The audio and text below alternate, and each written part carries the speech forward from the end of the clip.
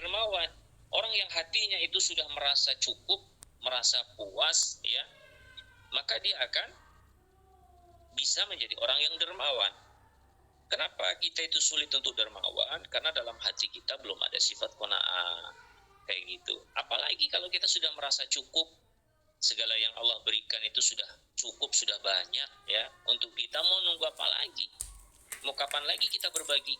Oh, kita sudah ngerasa bahwa yang Allah berikan kepada kita sudah sangat banyak, sudah sangat cukup, ya. Kan tidak ada yang kita tunggu lagi untuk berbagi. Seperti itu. Akhirnya ketika orang itu memiliki sifat qanaah, akan muncul pada dirinya sifat sakhiyun, dermawan. Kayak gitu. Sebaliknya, ketika orang itu dalam dirinya kuat qanaah, akan hancur sifat buruk pada dirinya. Apa itu? Sifat rakus, ya, sifat hirsun.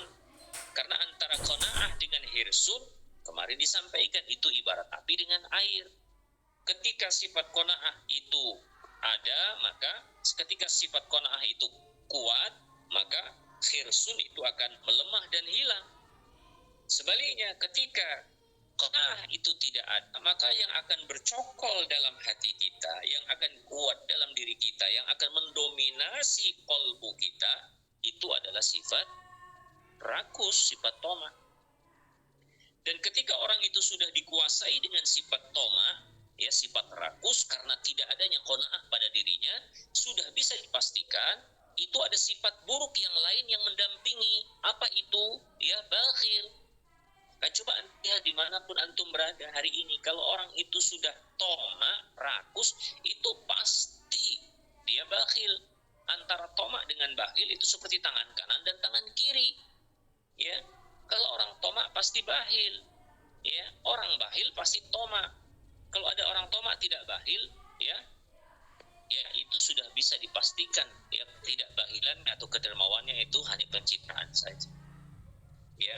Karena kalau orang itu sudah toma, pasti dia bakhil. Kayak gitu. Kalaupun dia memberi, itu ria, pasti, ya, pengen dilihat, pengen didengar, pengen tenar, ya, pengen viral dan yang lain-lain, kayak gitu. Maka hati-hati, kita koreksi diri kita. Maka ketika kita membaca alhamdulillah, perenungannya itu sampai seperti itu. Kita renungkan, lisan mengucapkan alhamdulillah, ya. Renungkan, saya ini sudah tergolong orang yang bersyukur atau belum? Ya, untuk bisa syukur kan harus qanaah. Bagaimana qanaah dalam diri saya? Kalau saya ini sudah qanaah, ya, sudahkah terlihat sifat dermawan pada diri saya?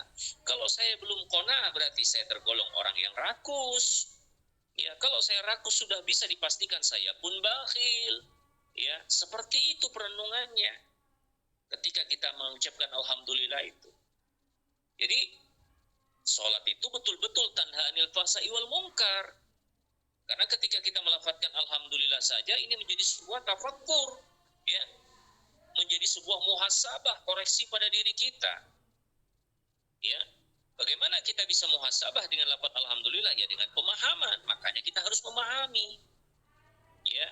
Nggak mungkin orang itu menjadikan lafadz alhamdulillah itu sebagai sebuah kekuatan untuk muhasabatun nafs, ya, untuk mengkoreksi dirinya. Kalau dia tidak paham, ya sudah, dia sholat cuma baca alhamdulillah, alhamdulillah, alhamdulillah saja, udah selesai tanpa pemahaman, ya, seperti itu, ya. Akhirnya sholatnya tidak bermakna, sholatnya tidak bisa memperbaiki pribadi, sholatnya, ya, hanya sekedar identitas saja. Seperti itu. Kemudian itu tentang alhamdulillah. Alhamdulillah. Kemudian ini sebagai tambahan, ada larangan memuji dalam hadis, ya, dari hadis Abu Bakar, dari hadis yang diriwayatkan dari jalan sahabat Abu Bakar radhiyallahu an. Nabi itu sangat membenci orang yang suka memuji-muji. Ya, hati-hati, ini tambahan keterangan, ya. Makanya jangan senang kita muji-muji orang, ya. Jangan senang kita memuji-muji orang, karena Nabi itu sangat benci dengan orang yang suka memuji. Dalam sebuah hadis, ya, suatu ketika ada seseorang yang ketika itu memuji-muji orang lain, dan ketika itu, ya, di halaqah atau ada Nabi Shallallahu Alaihi Wasallam mendengar orang itu.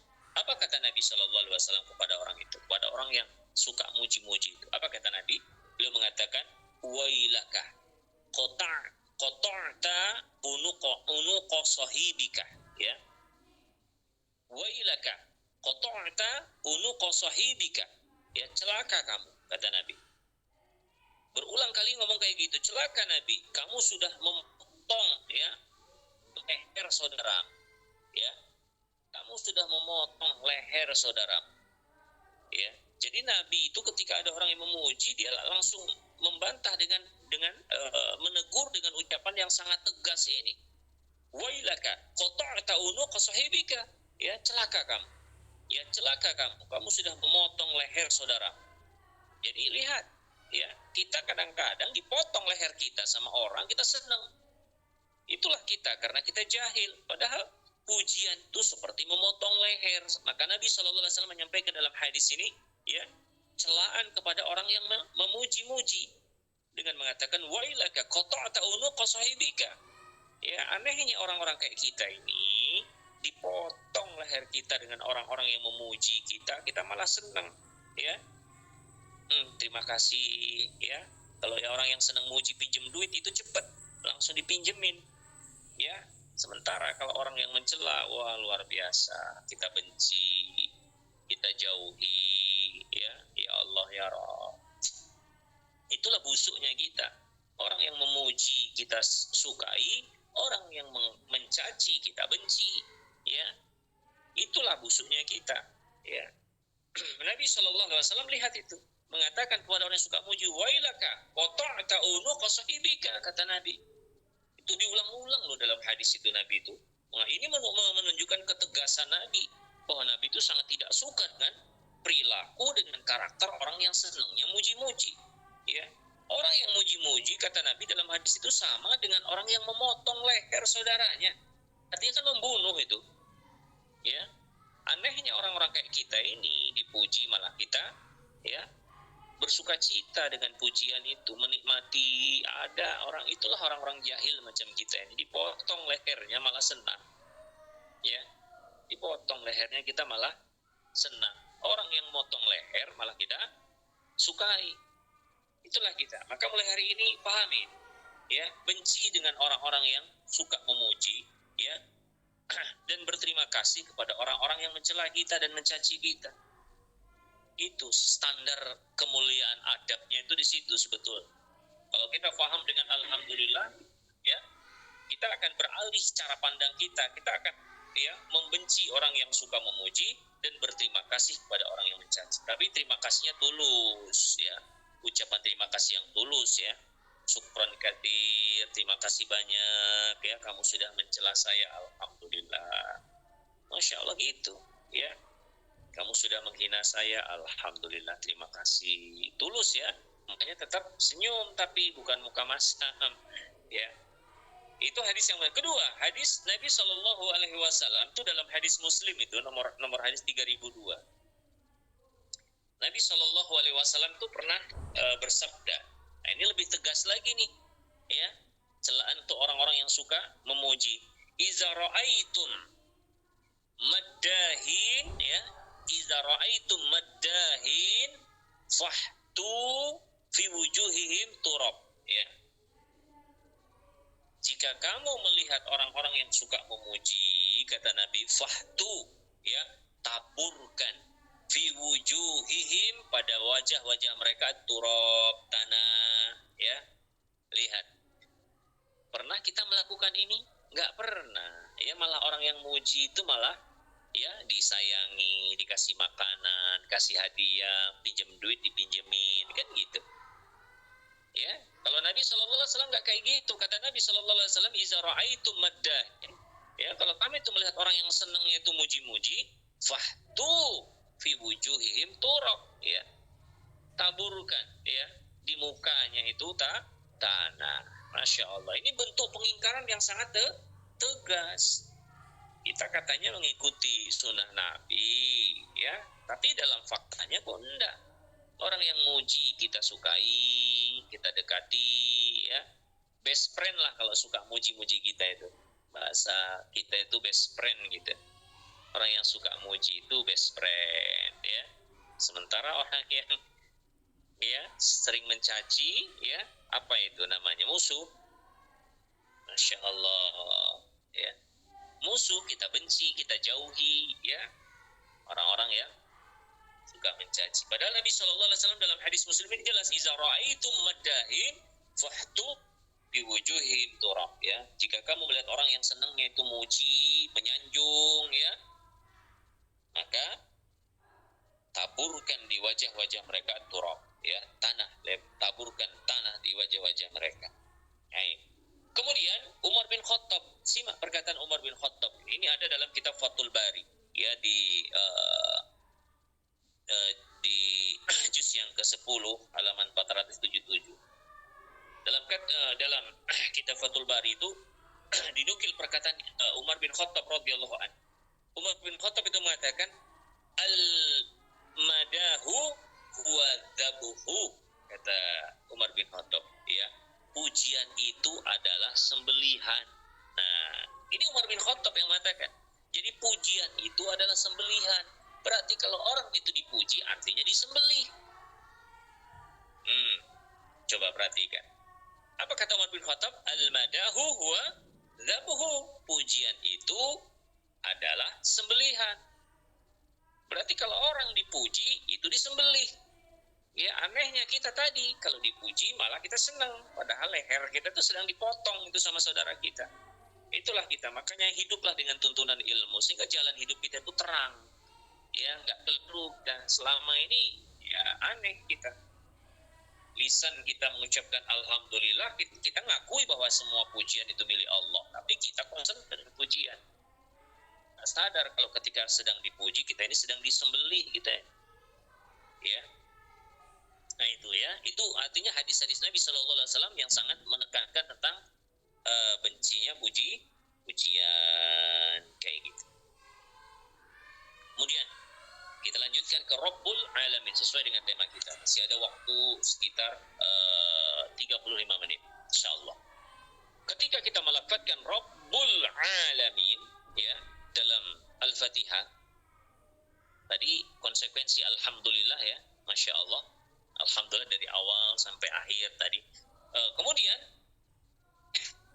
jadi konsekuensinya bagaimana kita membuktikan, menumbuhkan atau membuktikan secara amali kita sebagai hamba yang bersyukur dari lafaz alhamdulillah.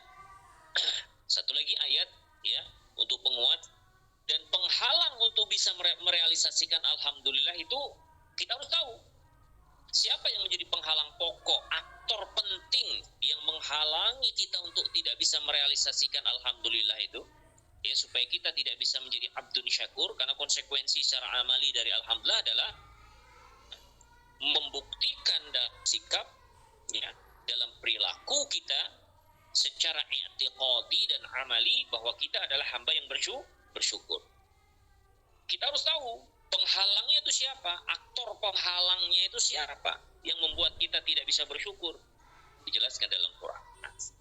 Jadi sebetulnya penghalang terkuat yang dia itu selalu memprovokasi kita supaya tidak bisa bersyukur adalah setan. Setan, ya, iblis itu penghalang pokoknya supaya kita tidak bisa menjadi orang yang bersyukur. Itu sudah disampaikan oleh iblis itu, ya. Iblis berkata, dan itu diceritakan kisah tentang bagaimana perkataan iblis itu, sumpahnya iblis dalam surat Al-A'raf ayat ke-16-17. Qala, berkata iblis, fabima aghwaytani, ya, bima aghwaytani la'aqudannahum siratakal mustaqim, ya.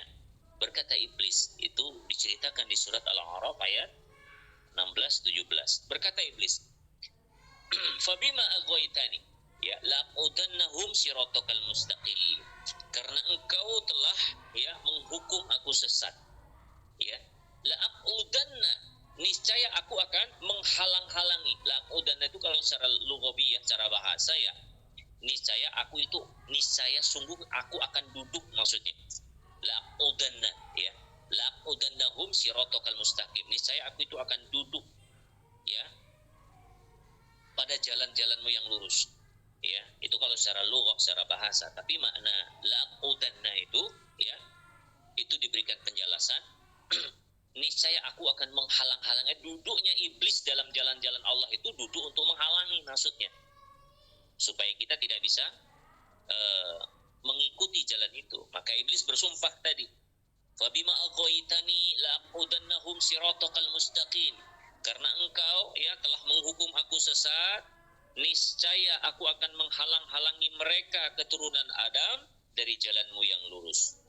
Summa la'atiyannahum min baini aidihim, ya, summa la'atiyannahum min baini aidihim wa min khalfihim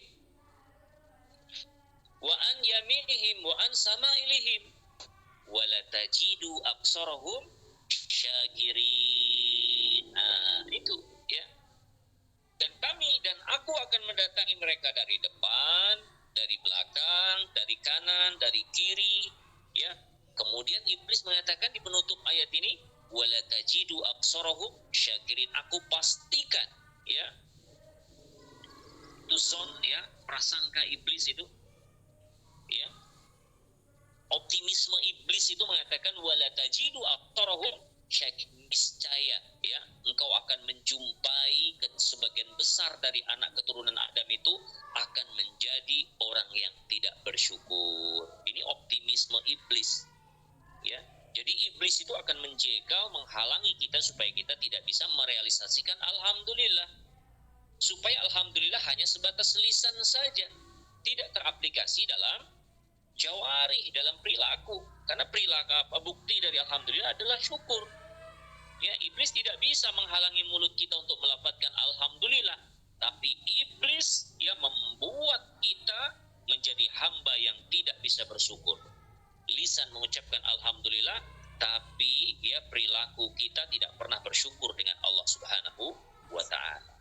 Dan iblis berhasil, ya. Berhasil.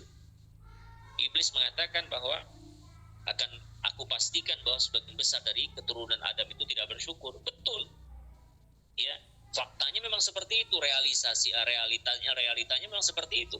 Maka Allah ingatkan dalam surat Saba itu, wa qalilum min ibadi syakur, hanya sedikit dari hambaku itu yang bersyukur. Ya, minoritas orang yang bersyukur kepada Allah itu sangat minim. Yang lebih banyak, yang lebih mendominasi adalah kufur.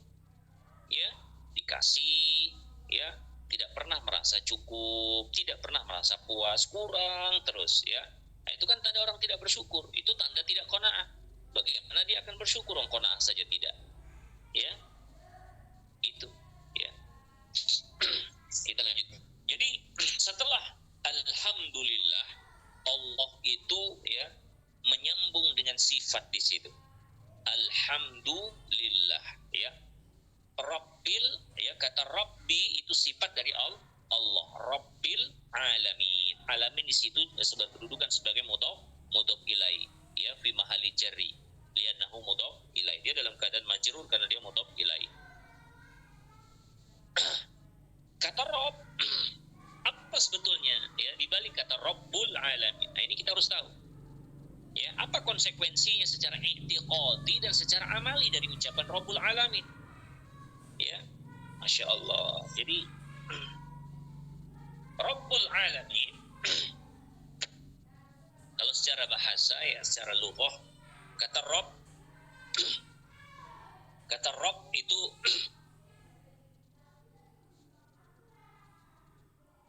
bermakna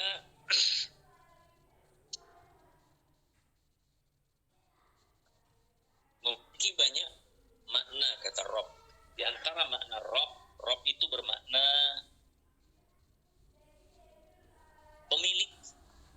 Rabb itu juga bermakna pengatur. Rabb itu bermakna pemelihara. Rabb itu juga bermakna penjaga. Itu kata Rabb. Jadi kata Rabb itu makna dari Rabb, kalau secara bahasa Rabbun itu maknanya pemilik, pengatur, pemelihara, penjaga. Ya, kalau kita lihat dari beberapa kamus, ya, makna Rabb secara bahasa itu maknanya banyak. Bisa bermakna pemilik, bisa bermakna pengatur, bisa bermakna pemelihara, bisa bermakna penjaga. Ya. Kemudian alamin, ya itu sebetulnya isim jamak, ya. Isim jamak. Kata alamin itu dia isim jamak. Jamak mudzakkar di sana. Jamak mudzakkar dalam keadaan majrur, sehingga tanda majrurnya dengan ya dan nun, sehingga dia kalau rafa'nya itu alamun, tetapi karena dia majrur di sini sebagai mudhaf ilaih ke alamin. Apa itu makna alamin? Ya, alamin itu dalam kitab usul salasah itu dijelaskan, ya, alam yang disebut alam, ya, jadi mufrad atau kata tunggal dari alamin itu adalah alam, ya, pakai ain panjang alam, ya, itu, ya, kata tunggal dari alamin. Alam, apa maknanya? Alam itu dijelaskan dalam kitab usul salasah. Alam itu ya kullu man ghairillah, ya, semua sesuatu selain Allah itu alam, ya, semua sesuatu selain Allah itu alam, baik itu makhluk yang berakal ataupun yang tidak, ya, makhluk yang bernyawa ataukah benda mati, ya, itu disebut alam, ya, yang besar ataupun yang kecil, yang tampak ataupun yang tidak tampak selain Allah, ya, sesuatu yang ada selain Allah itu alam, ya. Sehingga kata alam itu, walaupun ini sebagian pendapat para ulama itu berbeda, ya. Ada ulama yang mengatakan bahwa alam itu hanya ditujukan kepada makhluk yang berakal, makanya di sini menggunakan jamaknya itu jamak mudzakkar, ya. Ada, ya, di antara itu yang berpendapat itu dalam tafsir Al-Manar itu Syekh Rasid Ridho berpendapat seperti itu. Tapi yang lebih tepat adalah, ya, sebagaimana yang dijelaskan oleh penulis kitab usul salasah itu Syekh Muhammad At-Tamimi, ya, bahwa yang namanya alam kullu man ghairillah, semua sesuatu selain Allah itu alam, baik itu yang berakal ataupun yang tidak berakal, baik itu yang laki-laki ataupun perempuan, baik yang itu hidup ataupun benda mati. Segala sesuatu yang selain Allah itu adalah alam, ya. Kullu man ghairullah huwal alam, ya. Segala sesuatu selain Allah itu adalah alam. Maka ketika kita melafadzkan alhamdulillahi rabbil alamin, ya, kata rabbul alamin, ya, kata rabbul alamin itu ada konsekuensi. Ya, ada konsekuensi, ya. Jadi kita menyebutkan, ya, rabbul alamin itu adalah sifatnya Allah. Allah itu adalah pemilik, Allah itu adalah pengatur, Allah itu pemelihara, Allah itu penjaga seluruh alam, ya, baik alam manusia ataupun alam jin ataupun alam malaikat, ya, ataupun alam ruh, ya, semua pemiliknya, pengaturnya, pemeliharanya, penjaganya adalah Allah, ya. Allah lah yang memiliki, mengatur, memelihara dan menjaga alam. Jadi Allah di situ kata Rabb itu sangat luas. Bisa bermakna pemilik, pengatur, pemelihara, penjaga, ya. Itu kata Rabb. Nah, kemudian ikhwan, akhwat fillah rahimahumullah taala, ya. Ketika kita melafadzkan Rabbul Alamin, apa sebetulnya di balik makna, ya, apa di balik lafadz ini? Makna apa yang terkandung di dalamnya? Ya. Kita akan lebih bisa memahami Rabbul Alamin, ya, untuk kita buktikan dalam perilaku kita, ya, manakala kita betul-betul memahami, ya, memahami konsekuensi dari ucapan ini. Ketika kita meyakini bahwa Rabb, ya, bahwa Allah itu adalah pemilik, pengatur, pemelihara dan penjaga alam ini, tidak ada pemilik lain selain Allah, ya, tidak ada pemilik alam selain Allah, tidak ada pengatur alam selain Allah, tidak ada pemelihara alam ini selain Allah, tidak ada penjaga alam ini selain Allah, ya. Maka kita meyakini bahwa satu-satunya pemilik, pengatur, pemelihara dan penjaga alam yang ada ini adalah Allah Azza wa Jalla. Ya, kita menafikan, ya, segala bentuk yang mengaku memiliki, mengaku mengatur, mengaku memelihara, mengaku menjaga alam ini selain Allah. Nah, ini ya konsekuensi dari konsekuensi dari ini ya adalah konsekuensi dari ucapan alhamdulillah, konsekuensi dari ucapan Rabbul Alamin ini adalah litakidi tauhid rububiyah. Jadi konsekuensinya ketika kita melafadzkan Rabbul Alamin itu ada konsekuensi cara tauhid rububiyah. Kita meyakini bahwa pemilik alam ini, pengatur alam ini, pemelihara alam ini, penjaga alam ini hanyalah Allah Azza wa Jalla. Ya. Dan kita menafikan adanya pemilik, adanya pengatur, adanya pemelihara, adanya penjaga alam ini Allah. Kita nafikan, kita tolak. Jadi pemilik gunung ya Allah. Ya penjaga laut pantai selatan ya Allah. Ya tidak ada ya. Kemudian penjaga samudra segitiga bermuda ya Allah. Ya semua daratan, lautan itu pemiliknya, pengaturnya, pemelihara, penjaganya hanya Allah. Gunung, lembah, hutan, ya semua pengaturnya, pemiliknya, pemeliharanya, penjaganya hanya Allah. Jadi ketika kita melafadzkan Rabbul Alamin ini merupakan konsekuensi secara i'tiqadi. Jadi konsekuensi secara i'tiqadi itu litakidi tauhid rububiyah ya. Itu untuk menguatkan tauhid rububiyah.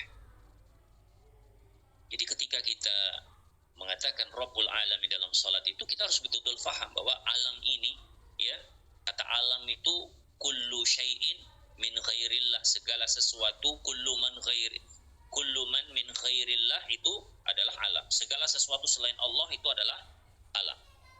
Dan kita meyakini bahwa di alam ini tidak ada pemilik lain selain Allah, tidak ada pengatur yang lain selain Allah, tidak ada pemelihara yang lain selain Allah, tidak ada penjaga yang lain selain Allah.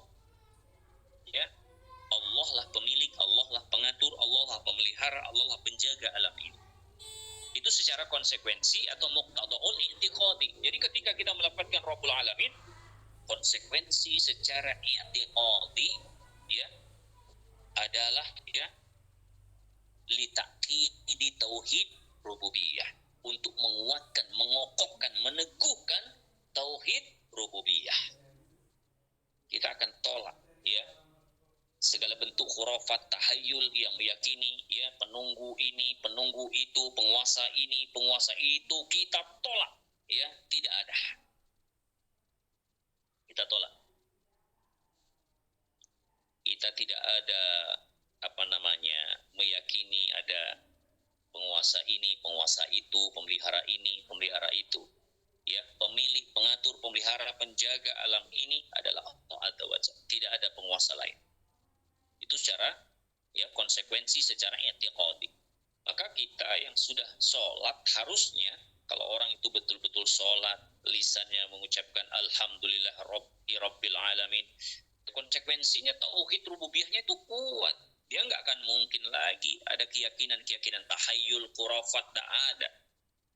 Ya, bohong berarti ucapan Rabbul Alamin ketika dia masih meyakini ada penguasa lain selain Allah, ada pemilik lain selain Allah, ada pemelihara lain, ya, ada penjaga lain di alam ini selain Allah. Berarti dusta itu ucapan Rabbil Alamin. Ya. Jadi yang perlu difahami, ketika kita melafadzkan Rabbul Alamin, konsekuensi secara i'tiqadi adalah ya litaqidi tauhidi rububiyati, ya, untuk menguatkan, mengokohkan, meneguhkan ketauhidan kita akan rububiyatullah, ya, bahwa Allah itu pemilik, pengatur, pemelihara dan penjaga alam ini. Itu secara i'tiqadi. Kemudian masuk ke dalam konsekuensinya secara amali, ya. Konsekuensinya secara amali ketika kita sudah meyakini bahwa Allah, ya, pemilik, pengatur, pemelihara, penjaga alam ini, ya, itu secara i'tiqadi. Kemudian secara alamnya, secara amali apa konsekuensinya? Muqtada'ul amali dari ucapan itu apa? Konsekuensi secara amaliyah dari ucapan itu apa? ya selama ini kita kurang perenungan bagaimana kita akan membuktikan muqtada secara amalinya. Ya, kita hanya hafalan saja. Salat hanya ngejar target jumlah rakaat, banyak-banyakan jumlah rakaat tanpa perenungan. Ya. Hati-hati kalau salat aja kita tidak bisa merenung dan memikirkan tentang Allah, bagaimana nilai salat kita? Jadi kita harus paham yang kedua, konsekuensi Rabbul Alamin secara amali. Apa konsekuensi? Jadi ketika kita ya sudah melafadzkan Rabbul Alamin, tadi konsekuensi secara i'tiqadi tadi untuk menguatkan tauhid.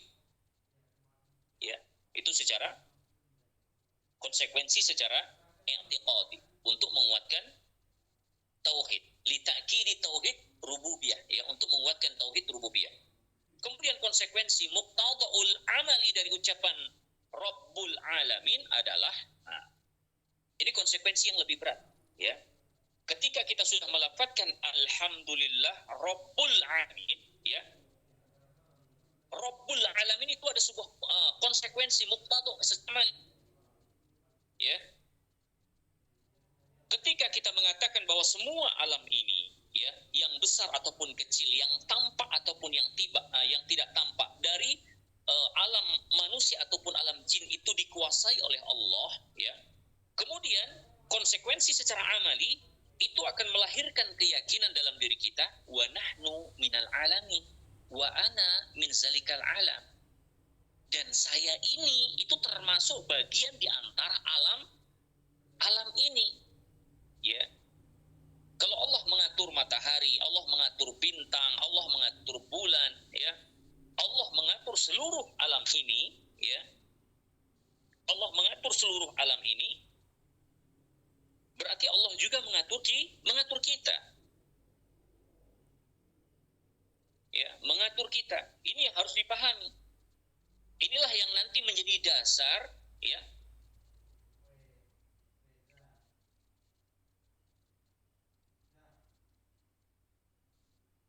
untuk mewujudkan, ya, konsekuensi secara amali.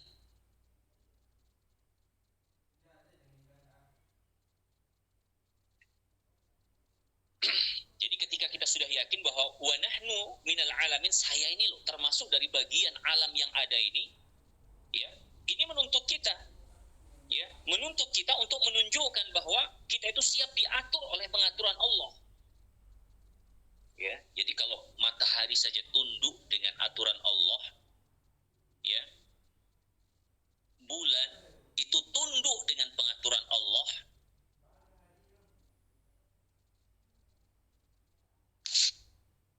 kemudian angin itu tunduk dengan pengaturan Allah, ya, lautan, samudra itu tunduk dengan pengaturan Allah, maka konsekuensinya ketika kita mengaku bahwa kita bagian dari alam ini, kita dituntut untuk tunduk juga dengan pengaturan Allah.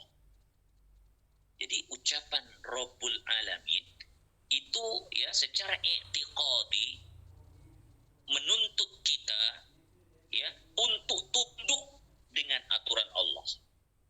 Sebagaimana matahari, bulan, bintang, angin, lautan, ya, gunung, semua itu tunduk dengan Allah, tunduk dengan pengaturan Allah, ya. Maka kita pun yang mengaku bahwa wa nahnu minal alamin, bahwa kita bagian dari alam ini, kita pun harus tunduk dengan pengaturan Allah tersebut, ya. Kita harus tunduk dengan pengaturan Allah. Betul-betul kita itu tunduk dengan pengaturan Allah. Ya, jangankan kita, kalau kita sudah mengaku bahwa kita bagian dari alam, ya, ketika kita mengatakan Rabbul Alamin, ya, kita harus koneksi pada diri kita, wa nahnu minal alamin, dan saya ini bagian dari alam. Ketika matahari, bulan, bintang, angin, lautan, gunung, samudra semua tunduk kepada aturan Allah, apalagi saya. Siapa saya, makhluk yang kecil dan lemah ini? Ya, jangankan untuk melawan batu, melawan angin saja kita tidak kuat. Faktanya sering masuk angin. Ya.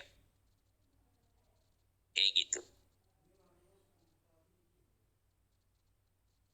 Berarti kita dituntut untuk tunduk, ya, dengan aturan-aturan Allah. Kayak gitu. Jadi ini konsekuensinya secara amali. Kita dituntut untuk tunduk, ya, dengan aturan Allah. Kita harus betul-betul tunduk karena kita pun bagian dari alam. Kalau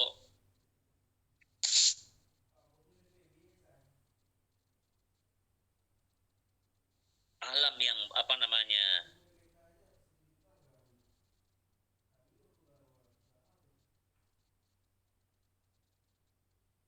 yang jauh lebih besar, ya, seperti matahari, bulan, bintang, kemudian, ya, yang lain saja tunduk dengan aturan Allah, apalagi kita, makhluk yang kecil ini, ya.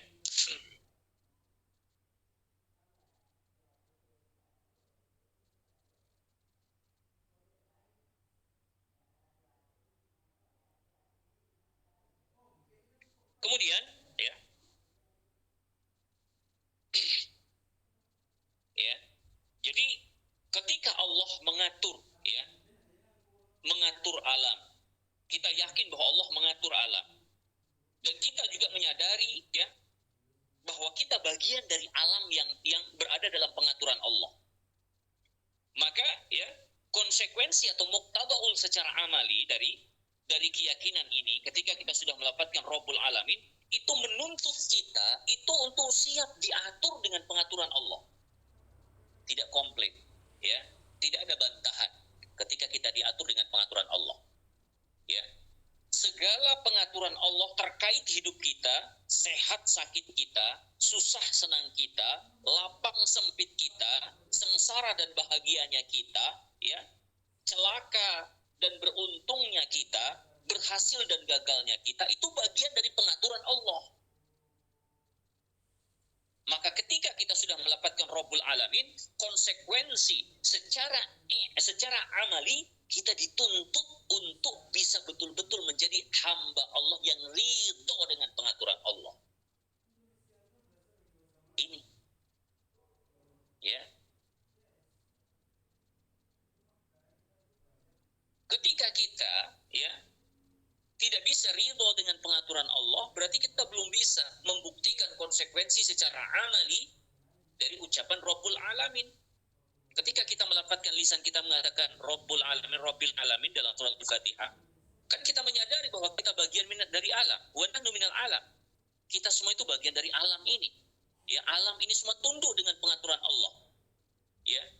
Dan ketika kita sudah, ya, merasa bahwa kita bagian dari alam ini dan kita pun diatur hidup kita oleh Allah, maka kita dituntut untuk betul-betul ridho, ya, bi kauniyah wa syariah minallah, ya, dengan segala ketetapan yang sifatnya kauniyah, ya, artinya segala ketetapan yang terjadi di alam ini,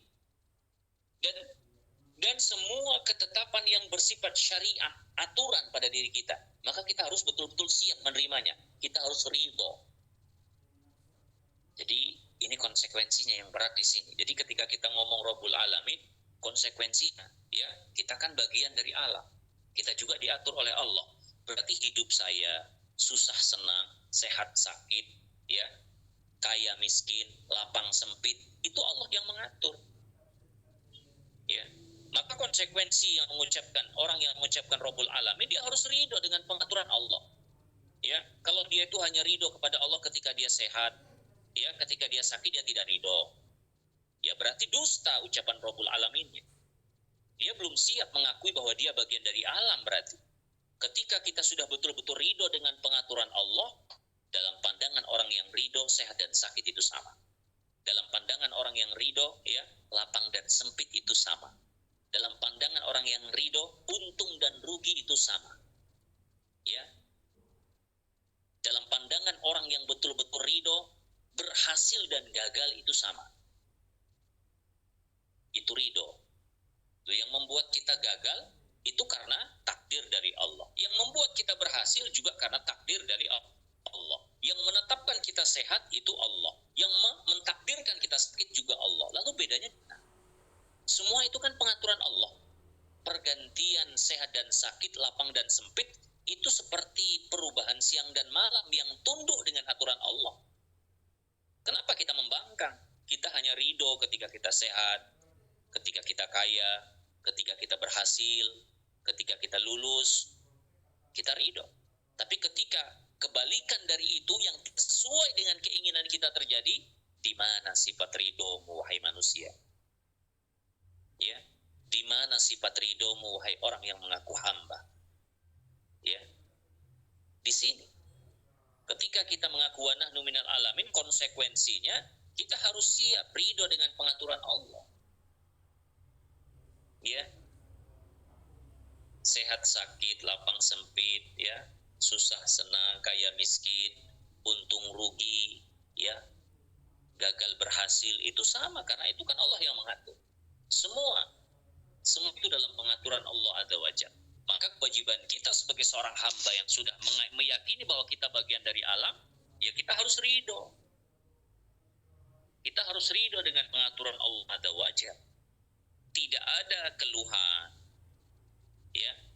Kita tidak mengeluh, apalagi membangkang atau memerah, ya. Tidak ada. Hari ini kita lihat ketika kita diuji dengan sesuatu yang tidak kita sukai, pengen lulus ujian ternyata gagal, bagaimana coba? Ya, kita marah tidak menentu, kita sulit untuk menerima kenyataan, gak terima kalau kita itu gagal. Sebetulnya ketidakterimaan kita kepada siapa?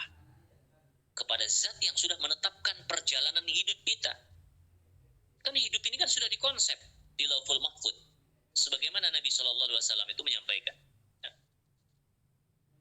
Innallah kataba, ya, sesungguhnya Allah telah menulis, ya, maqadiru khalaik, ya, takdir segala sesuatu, segala makhluk, ya, seluruh makhluk, ya, bi khamsina alfasana min qabli ayakhluqas samawati wal ard, 50.000 tahun sebelum langit dan bumi diciptakan. Semua sudah tertulis, dan tulisan yang ada di Lauhul Mahfuz tentang perjalanan hidup kita itu bagian dari pengaturan Allah.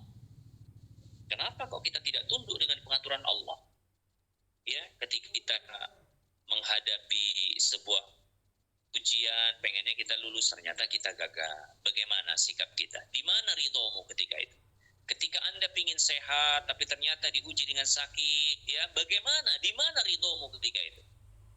Ya, ketika Anda kaya, tiba-tiba jatuh miskin, di mana ridhomu ketika itu? Ketika Anda ingin selalu untung, tiba-tiba Anda rugi besar, di mana ridhomu ketika itu?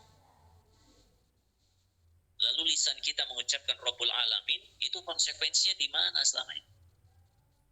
Jadi kalau kita sudah mengatakan Rabbul Alamin, konsekuensi secara amali, ya, kita dituntut untuk, ya, membuktikan sebagai hamba yang ridho dengan pengaturan Allah. Ya sudahlah, kita hidup itu mau dibuat seperti apa oleh Allah Subhanahu wa Ta'ala.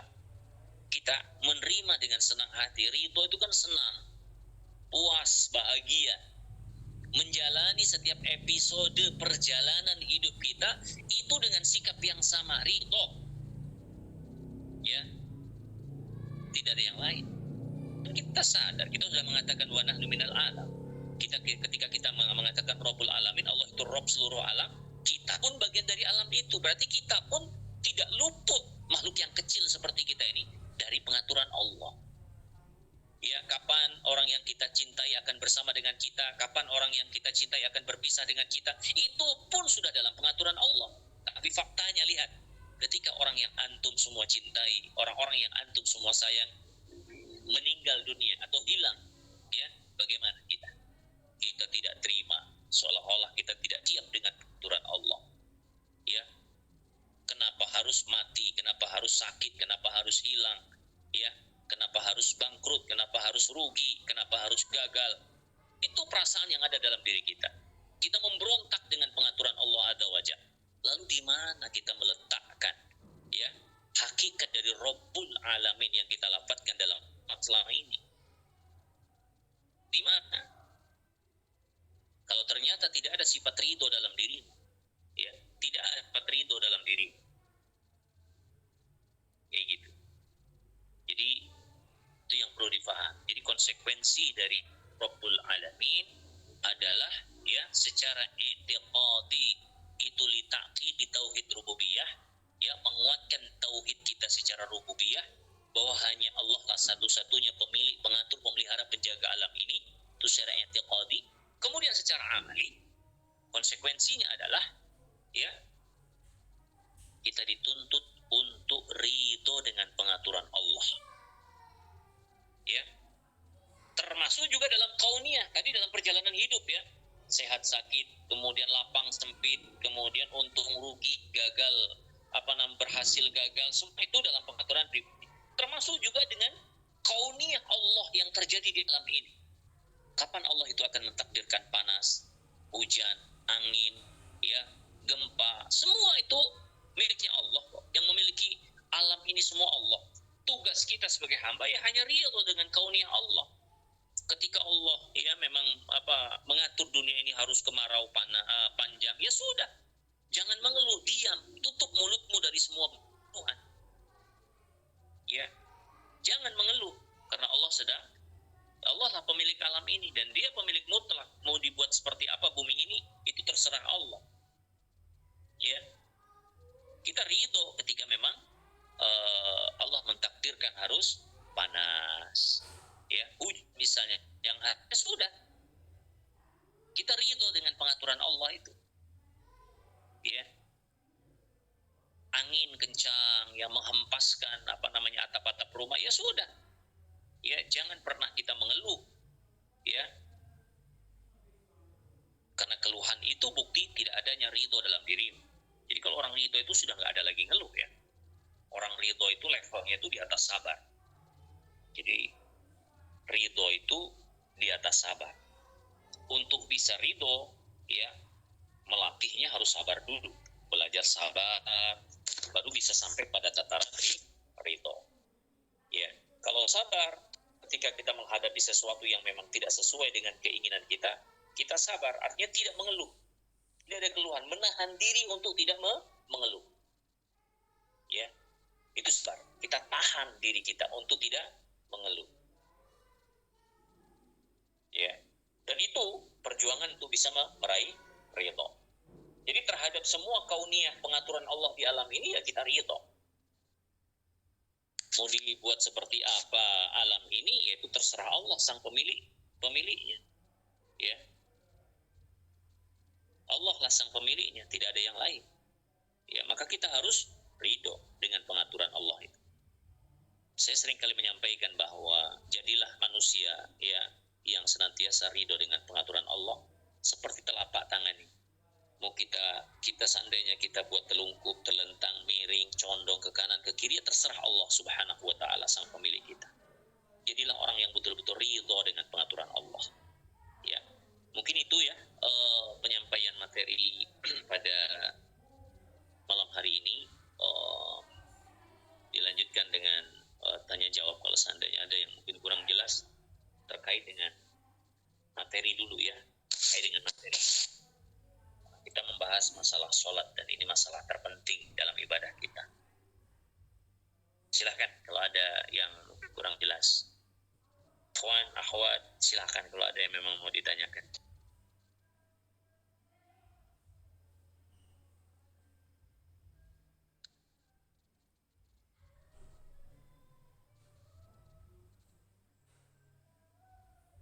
Silahkan.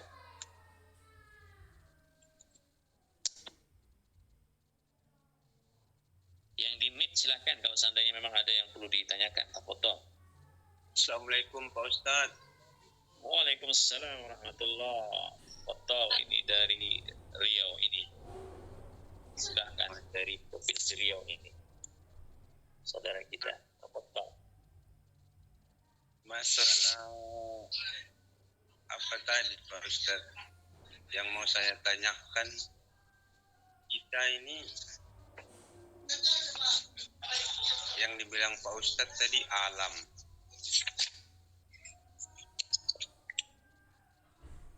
Jadi kita makhluk sama alam itu sama Pak Ustaz. Betul? Kan tadi yang dibahas tadi sama Pak Ustaz, kita ini alam. Iya, betul. Nah, kita kan makhluk. Jadi makhluk itu sama alam itu berbeda apa bukan Pak Ustaz? Ya. Itu pertanyaannya. Ada pertanyaan lain?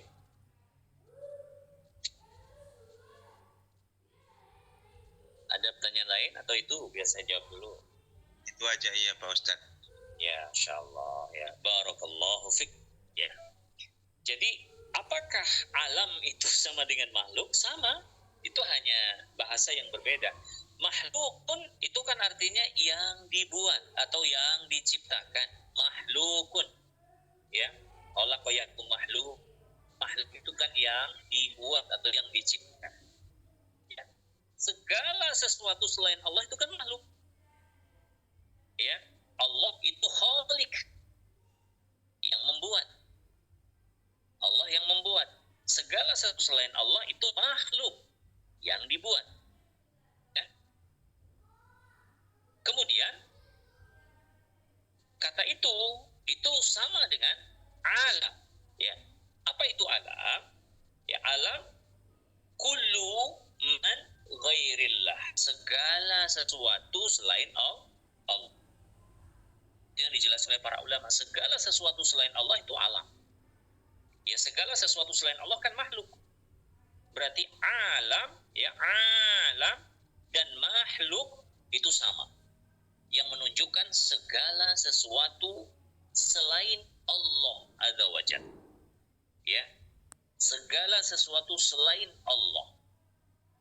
Malaikat, jin, setan, manusia, hewan, tumbuhan, makhluk hidup, ataupun yang mati, yang di bumi, yang di langit, yang tampak, ataupun yang tidak tampak, ya, semua itu adalah alam.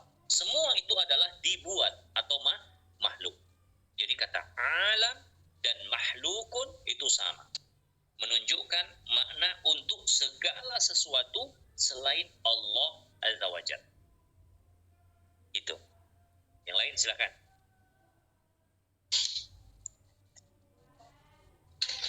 Jazakumullah khair Pak Ustadz. Assalamualaikum warahmatullahi wabarakatuh. Salam.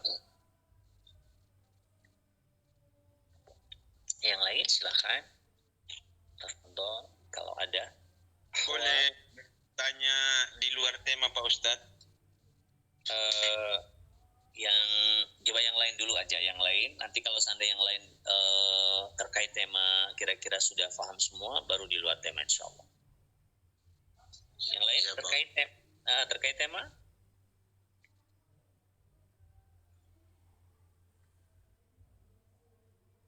Yang di mic boleh, tafadhol silakan dibuka kalau seandainya ada yang mau ditanyakan.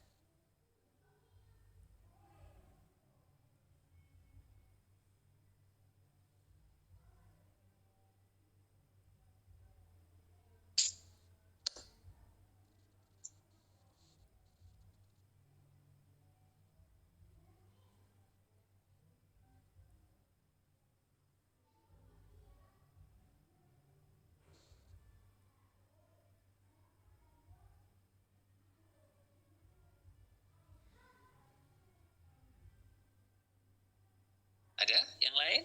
Masya Allah, ini kayaknya paham semua nih kayaknya. Alhamdulillah. Paham semua nih kayaknya. Paham atau hanyut dalam keheningan di alam mimpi ini kayaknya.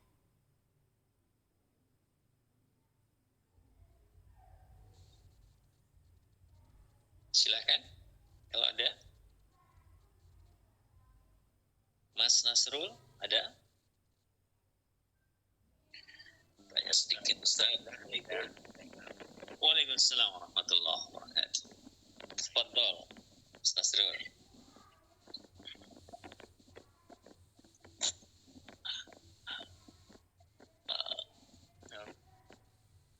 Ya, Allah Ustaz. Oh, ini Pak Haji ya? Tafadhol. Gimana Pak Haji?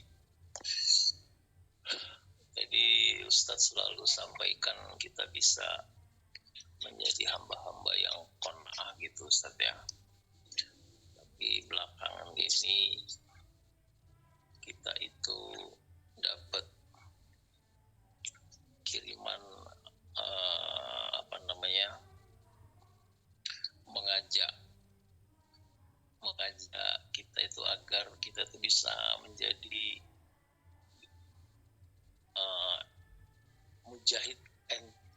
mujahid entrepreneur gitu Ustaz. Jadi maksudnya itu untuk memakmurkan satu masjid itu jangan hanya visi misinya itu jangan hanya memakmurkan masjid dengan jamaah yang banyak, dengan kajian misalnya banyak, tapi secara individu kalau bisa kita tuh sebagai umat Islam itu harus kuat, terutama di masalah ekonominya gitu maksudnya. Jadi kalau secara ekonomi kita itu sudah kuat, insya Allah masjid itu akan semakin ramai, akan semakin bisa dimakmurkan dengan banyaknya mungkin fasilitas dan lain-lain lah yang bisa kita kerjakan. Nah jadi menurut Ustaz gimana Ustaz, di satu titik kalau kita hanya menerima dengan qanaah dengan kehidupan kita yang begitu-begitu aja mungkin bisa. Tapi kalau kita diajak untuk menjadi mujahid entrepreneur itu ya diminta untuk andil di dalamnya, ikut, sehingga bukan hanya masjid yang memakmurkan masjid, bukan hanya tujuan kita yang mungkin hanya segitu, tapi mungkin kalau secara individu itu secara ekonomi kita itu kuat, mungkin nanti kita mungkin bisa lebih mudah lagi gitu untuk bisa memakmurkan masjid itu bisa menjadi ramai lagi. Mungkin gitu Ustaz maksud saya yang mau ditanyakan. Makasih Ustaz. Oh iya, ya. Apa namanya tadi, mujahid entrepreneur ya. Jadi Islam itu tidak menghambat kemajuan. Ya, Islam itu sangat mendukung kemajuan dalam segala hal. Ya. Kalau untuk dalam perkara kemajuan, ya, artinya bolehkah kita mengembangkan ya mungkin unit usaha dalam sebuah lembaga ketakmiran masjid ya. Intinya dengan unit usaha itu diharapkan nanti bisa mengembangkan ya kegiatan atau program dakwah untuk kaum muslimin ya. Apakah itu bertentangan dengan makna qanaah gitu? Jawabannya tidak. Jawabannya itu tidak. Jadi Islam itu ya justru menuntun kita untuk maju. Jadi perlu dipahami ya, qanaah itu berarti kita jalan di tempat Ustaz gitu. Kalau seandainya kita sudah punya usaha ya, satu unit usaha, kemudian prinsip qanaah itu membuat kita tidak berkeinginan untuk mengembangkan usaha. Bukan itu. Ya.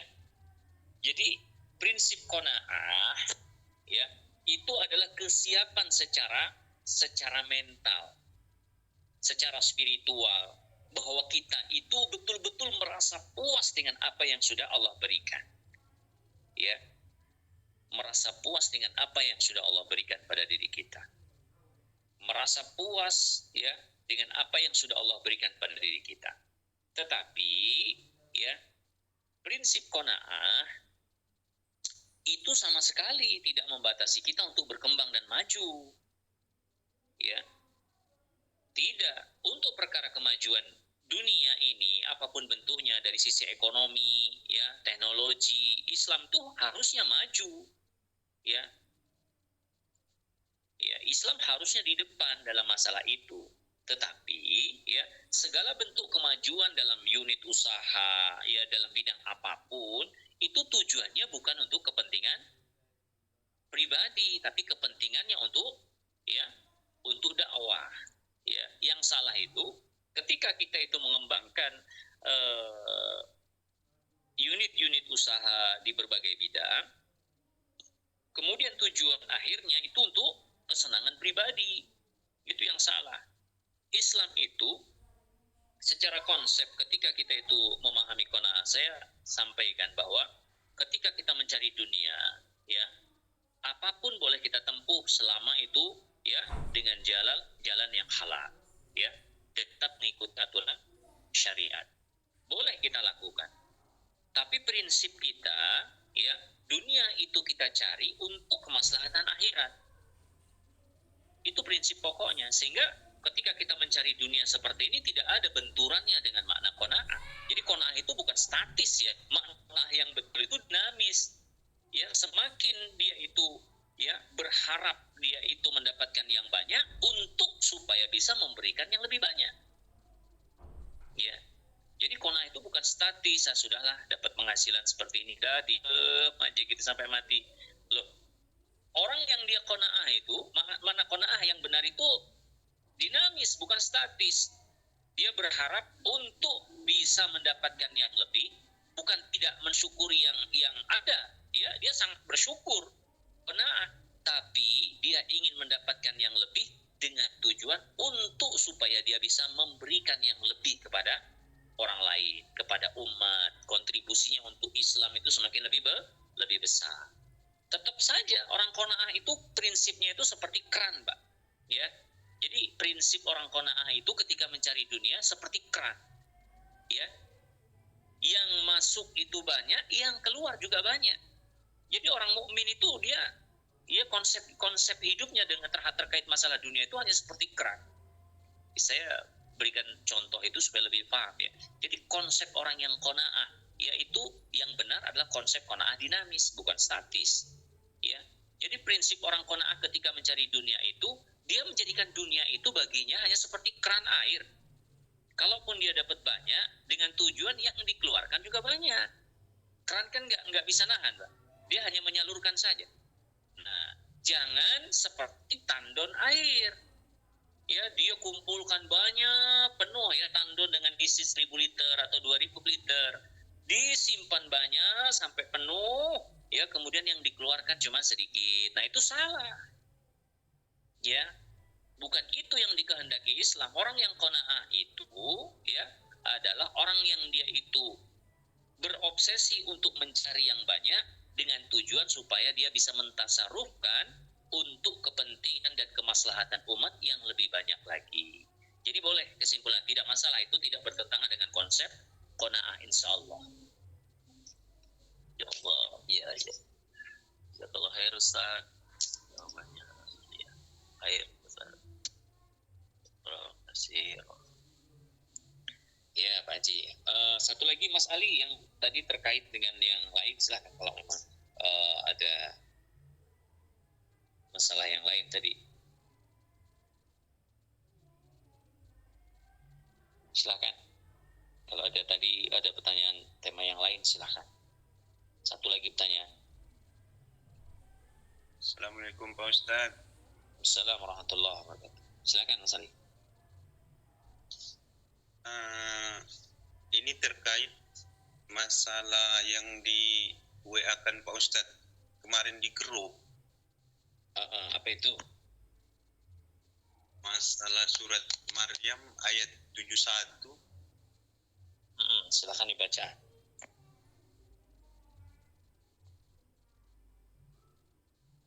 Baca artinya aja langsung ya Pak Ustadz. Ya, silakan. Dan tidak ada seorang pun di antara kamu ini neraka itu hadis bagi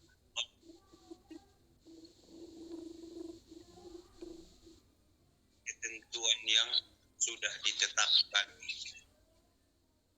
Surat ke-72-nya, kemudian kami akan menyelamatkan orang-orang yang bertakwa dan membiarkan orang-orang yang zalim di dalam neraka dalam keadaan berlutut. Jadi yang mau saya tanyakan Pak Ustadz, berarti kita semua Nabi Muhammad ini memasuki neraka dulu gitu Pak Ustadz? Itu sebetulnya dalam penjelasan itu sudah jelas loh, dalam penjelasan saya yang ditulis itu. Artinya begini, ya.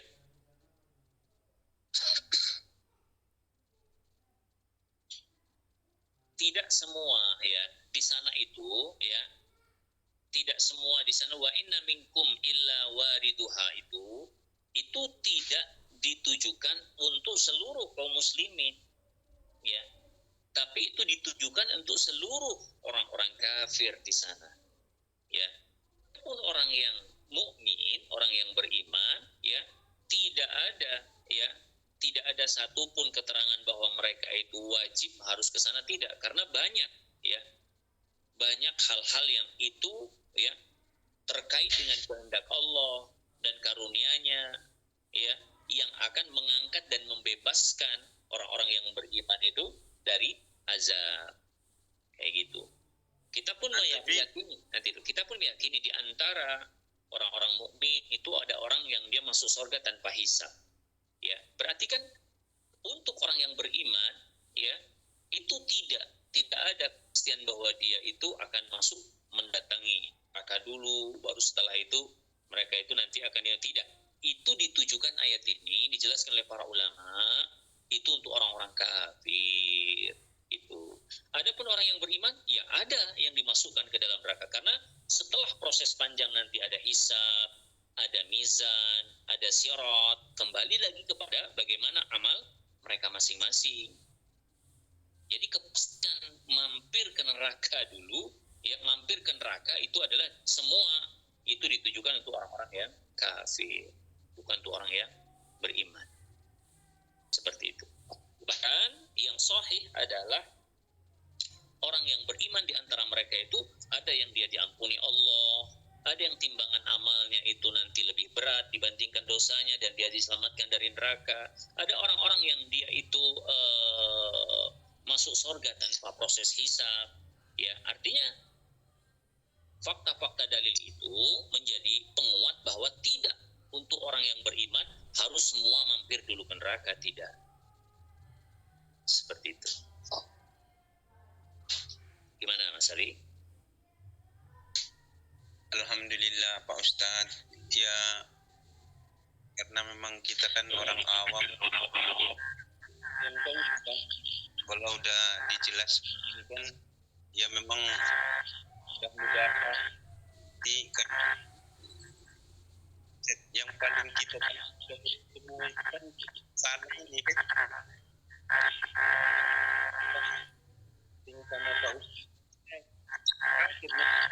Ustadz membaca ini kan gitu Pak Ustadz. Iya. Ya, sudah dijelaskan gini, udah Ustadz tadi boleh dimahamkan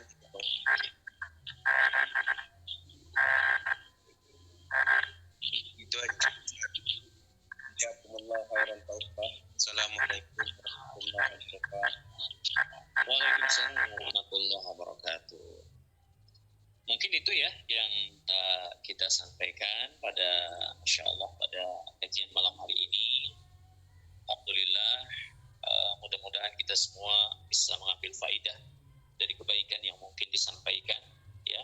Ketika ada khilaf dan salah dalam penyampaian itu karena semata-mata karena kejahilan, kekurangan ilmu dari yang menyampaikan. Kita tutup bersama dengan doa kifaratul majlis. Subhanallah wa asyhadu an la ilaha illallah.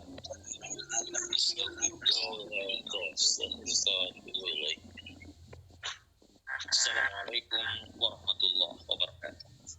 Waalaikumsalam.